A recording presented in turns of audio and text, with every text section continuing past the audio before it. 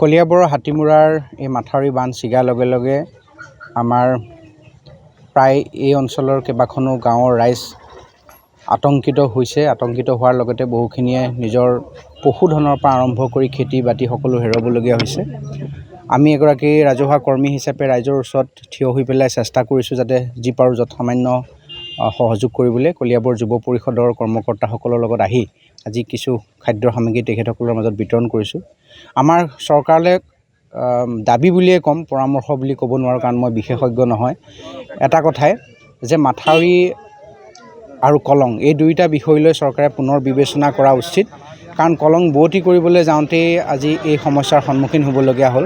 সেইকাৰণে কলং বোৱতী কৰাতকৈ কলঙৰ সুৰক্ষা দি ইয়াৰ দাঁতি কাষৰীয়া মানুহক আমি ৰক্ষা কৰিব লাগিব। সেইটোৱে এতিয়া মূল কলিয়াবৰীয়া ৰাইজৰ প্ৰধান চিন্তা হৈ পৰিছে যে কলং বোৱতী কৰাতকৈ কলঙক সুৰক্ষা প্ৰদান কৰিবৰ কাৰণে আমি চৰকাৰৰ ওচৰত অনুৰোধ জনাইছোঁ।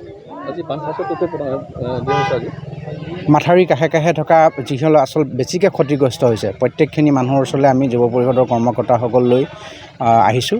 আৰু আটাইতকৈ ডাঙৰ সমস্যাটো হৈছে ৰাতি, এতিয়া দিনততো ভাল পৰিৱেশ দেখিছে, ৰাতি বনৰীয়া হাতী আৰু আমাৰ বনৰীয়া মহ আহি পেলাই যথেষ্ট অসুবিধা কৰিছে মানুহক, আতংকময় ৰাতি পৰিৱেশ সৃষ্টি কৰে। আমি আশা কৰিম, বন বিভাগক জনাইছোঁ, বন বিভাগে ৰাতিয়ে পহৰাৰ ব্যৱস্থা কৰক যাতে কোনো নিজৰ জীৱনক লৈ আতংকিত হ'বলগীয়া নহয়।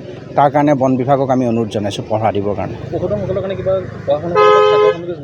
নিশ্চিতভাৱে প্ৰশাসনৰ ফালৰ পৰা পশুধনৰ খাদ্য সামগ্ৰী বিতৰণ কৰি থকা হৈছে আৰু বিভিন্ন দল সংগঠন অনুষ্ঠান ব্যক্তিও কলিয়াবৰলৈ আহিছে। আমি এই চেগতে তেখেতসকলকো ধন্যবাদ জনাইছোঁ কলিয়াবৰীয়া ৰাইজ হিচাপে যে তেখেতসকলে কলিয়াবৰত আহি যথেষ্ট পৰিমাণে সহায় সহযোগ আজিৰ পৰা আৰম্ভ কৰিছে। সকলোতে আমাক মাতিছে যদিও ব্যক্তিগতভাৱে সকলোতে যাব পৰা নাই, কিন্তু তেখেতসকলকো ধন্যবাদ জনাইছোঁ।